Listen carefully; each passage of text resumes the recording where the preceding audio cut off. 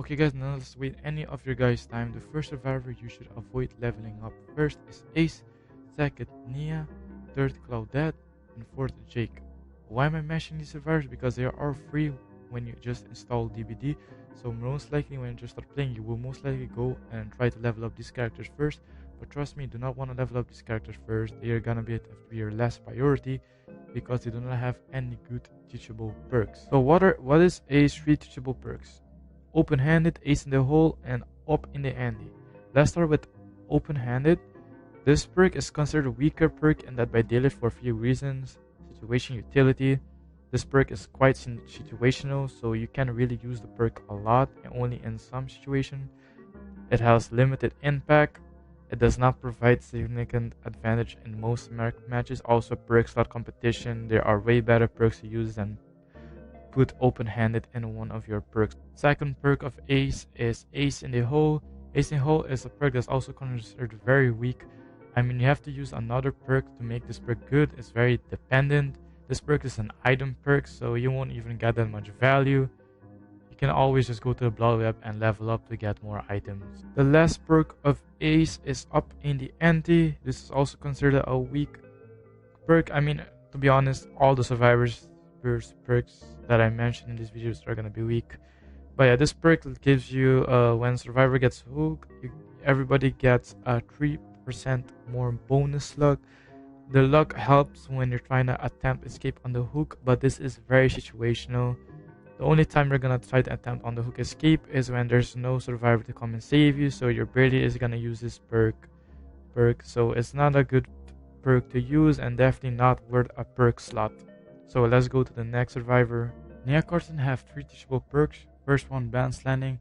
Second, Urban Invasion. And third, Streetwise. Balance Landing, well, it used to be a really good exhaustion perk, but it got nerfed, so now it's not that good anymore.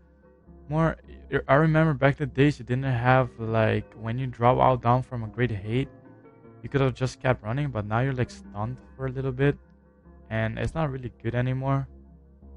When it didn't get nerfed, it used to be used a lot back in the days, but it got nerfed and it's not one of the best extraction perks to use. It's actually one of the worst.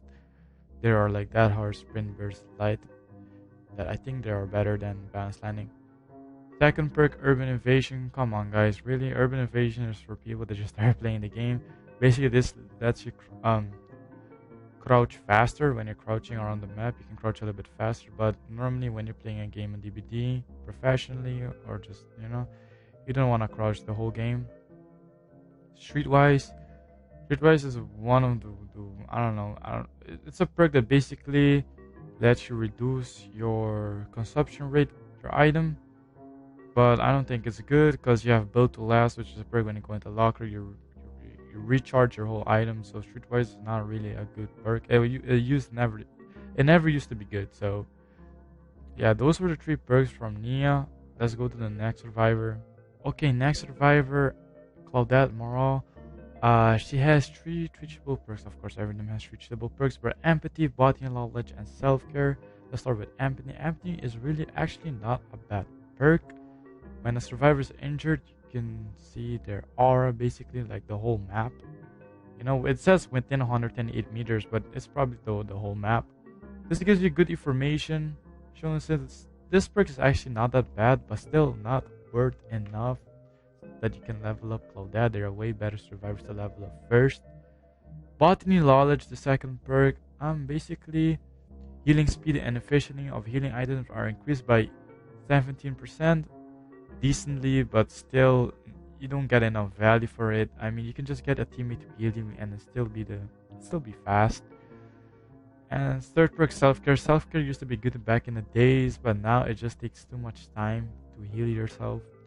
And especially if the killer has sloppy butcher, you're just gonna take like 2-3 minutes, not 2-3 minutes, but it's gonna take like a minute at least to heal yourself, and that is a lot of time wasting when you could be doing gens and doing more important stuff.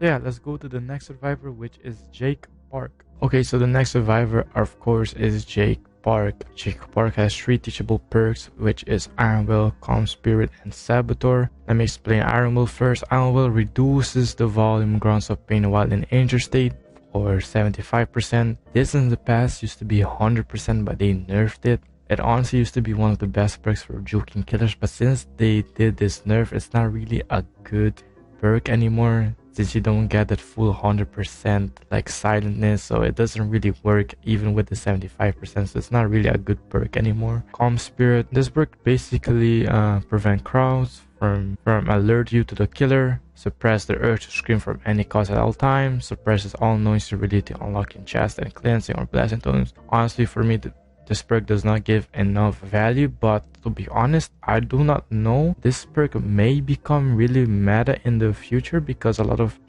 killers are using aura, scream type of perks to know where your location are, so it may be a good perk in the future. I'm not sure, it's not 100% sure. Saboteur. This basically allows you to like see the hooks and you can sabotage the hooks.